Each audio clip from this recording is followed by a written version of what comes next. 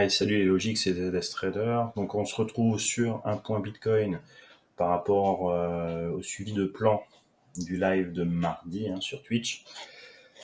On s'était laissé mardi donc avec cette belle baisse.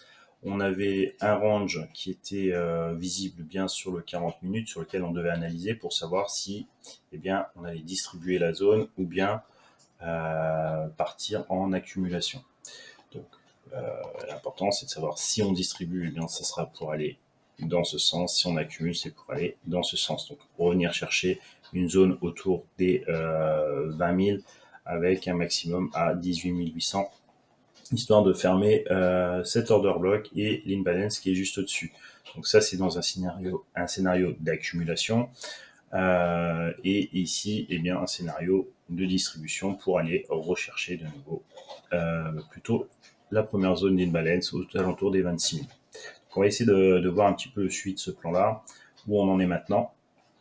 Donc on avait, je rappelle un petit peu, on avait deux scénarios, enfin on avait deux fluctuations à suivre. Donc la première fluctuation qui était ici, et on avait donné donc cette possibilité de faire une S.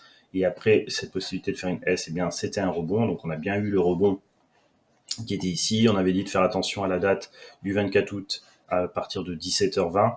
D'accord. Si on cassait le point A après cette zone, ce serait plutôt positif. On est revenu avec une recorrélation. Vous voyez bien une onde recorrélée par les nombres de l'Ishimoku. Donc ici, du coup, on se retrouve avec un scénario de cette structure qu'on appelle une OV2. Et vous savez que quand on fait une OV2, on est dans une structure plutôt neutre.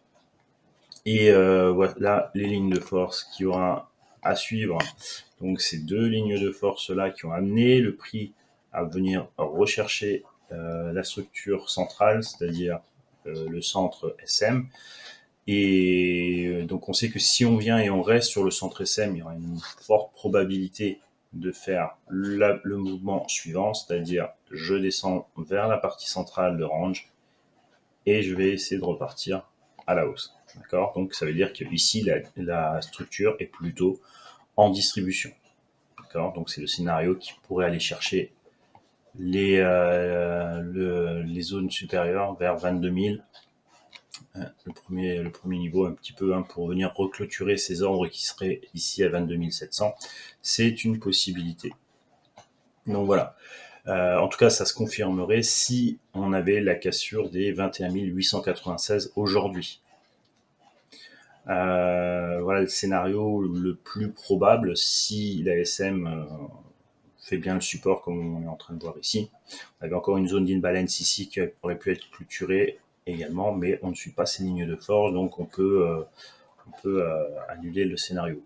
Ce scénario va jusqu'au 27 août 13h20, donc il y a encore du temps. Méfiez-vous ici à la recherche de liquidité sur la zone des 21 800.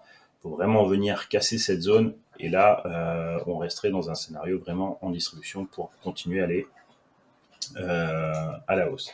Si on zoome rapidement, on vient regarder rapidement le 4 heures, on voit quand même ici beaucoup encore un nuage qui est relativement épais, donc on a encore du momentum baissier sur les unités de temps supérieures, donc il faudra également se méfier. Par contre, il y a quand même un point qui est positif, c'est le Kinkoyo ici qui est haussier, la Shinku qui reste au-dessus de ses prix, et ça favoriserait effectivement la période de rebond pour aller chercher au moins dans un premier temps les zones des 22 600.